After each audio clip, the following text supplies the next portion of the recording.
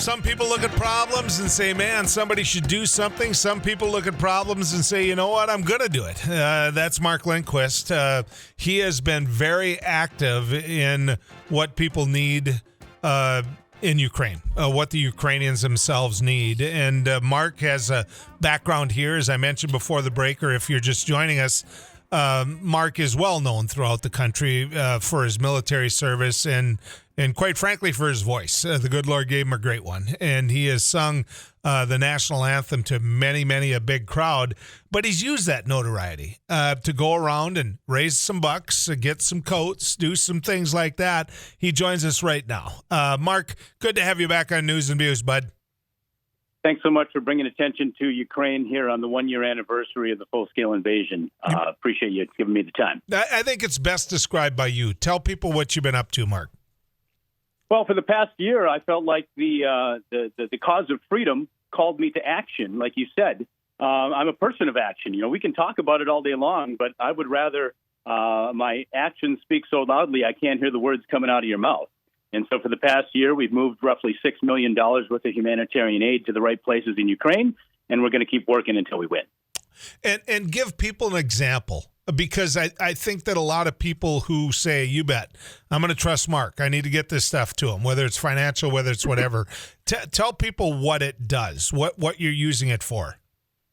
Well, when I got over there in April of last year, I started asking dumb questions of smart people. And the smart people are the people on the ground who know boys in trenches and know what they need. Mostly it was medical supplies. Then it became winter weather gear. And now it becomes funding, because all of the Ukrainian NGOs, nonprofits, and volunteers are out of money. They've given everything they can. And we can't forget that this Ukrainian economy is going through a Great Depression style or type economic crisis, double as bad as our Great Depression in the 1930s. And so this year I'll be concentrating on full-time fundraising for all of our partners we know and trust. Mark, people see the President of the United States, albeit unannounced, all of a sudden showing up in Kyiv. And they think, whoa, he's definitely in harm's way. It's good nobody told anyone, and I think it's pretty cool that he was able to do this and to send that message. You've been, and I'm not trying to compare you to being the president, but you understand the geography. You understand the real danger areas of Kyiv, and you've been to some of them. Obviously, you know, when you look at it as a whole, are there certain places you just wouldn't go, even with your military background? Absolutely. I mean, I have friends that sleep in Bakhmut and defend that area. Soledar. I've had friends that were in Sloviansk, Lysychansk, and Severodonetsk, and those are places that this American airman doesn't go because there's no reason for me to go and risk my life to do so. Now, when you go to Kyiv, when you go to Lviv, when you go to Dnipro, the big cities there's little or no danger. Largely, the statistics say that you're in more danger of waking up and dying of an accident than being hit by a missile. That doesn't mean that it's not a dangerous place. It just means that Ukraine is a green zone. If you're in Ukrainian-controlled territory and you're not up near the front lines, you can operate as you would driving from Fargo to Detroit Lakes, save for a few checkpoints here and there. And so that's what I think Americans don't understand, is that much of the country has relative safety and people are operating and trying to live their lives as usual. And so that's the knowledge we have, having operated out there for a year. I want to talk to you a little bit about the Ukrainian people.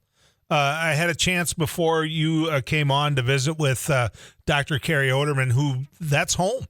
I mean, Belfield isn't home anymore. She made her life, her living, her profession, and was raising her family in Kyiv. And so I got a perspective from her. I'm curious from you, getting a chance to be face-to-face, to be that handshake away, what you see in the eyes of the Ukrainian people. What I see is a society of people joining together, I assume, much like we did during the times in World War II, during a generation that we call great, is they're putting aside differences. They're working tirelessly, after work, or if their businesses were shuttered, they're working 20 hours a day to help their people. There's this sense of unity in the Ukrainian society that I think is going to make them the most formidable society on planet Earth, because they figured out how to solve problems together and work towards something that's a cause greater than themselves.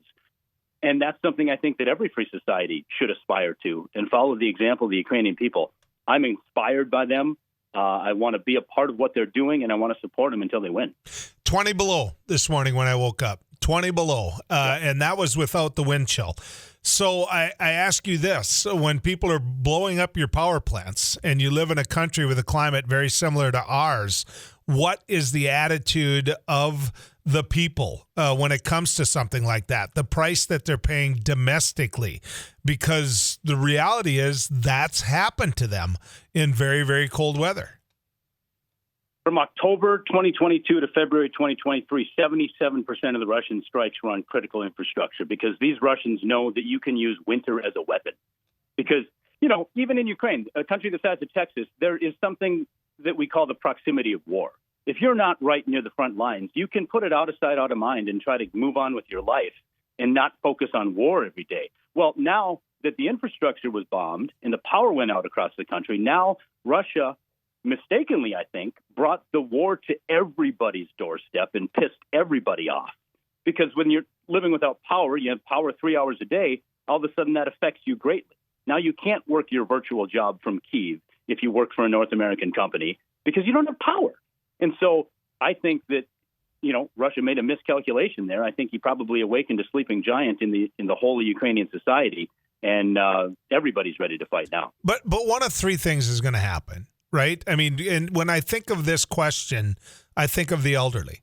I think of that, I don't want to say 70 anymore because I'm too close to it. I'm going to use 80 as the example. Okay. So I think of that 80-year-old woman that's her home. That's where she lives. That's where she raised her kids. And three things are going to happen. Either she's going to go, all right, I don't want to live this way. I don't want to live under constant a potential of a barrage. I don't want my house to be cold. Or she's going to say, I can hang in there. Or she's going to get ticked. She's going to get really ticked, and she's going to get even deeper into her resolve and her commitment to making sure the Russians don't win. What are you seeing the most of, Mark? Well, since I move around the country and meet these people who stayed, I see that resolve. I see that, much like we saw after 9/11, people who are digging in and say, we're not going to let these terrorists win. And I see people saying, this is my home. I've heard the story of 8 or 9 million people moving out of the country and the struggle it is to live in a country where you don't have a job, friends, or know the language. And so people are staying, people are returning back to their home because, Joel, like if you were forced to move out of North Dakota and move up to Canada, the French-speaking part where you don't know the language, I mean, you probably would end up riding it out in Fargo and just pressing your luck because that's home. There's 16 million people, or a third of the country, who are not living in their homes. And people, it's a very difficult situation to have to move that amount of people in the greatest refugee crisis since World War II. And so I see people digging in and saying, I've heard these stories of people fleeing, and it doesn't go so well for them. It's a hard life. So let's build our own community, make ourselves and our country strong. And that's inspiring to me, people who won't give up.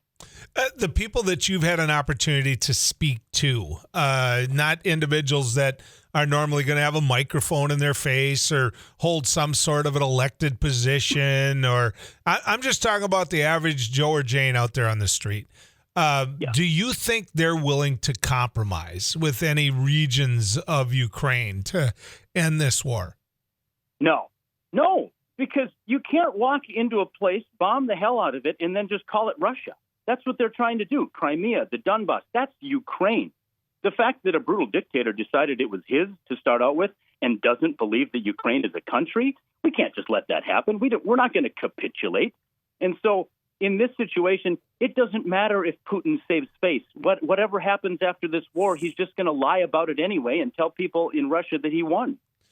And so we are of the opinion that we push him back to the 2014 border, and that's our victory.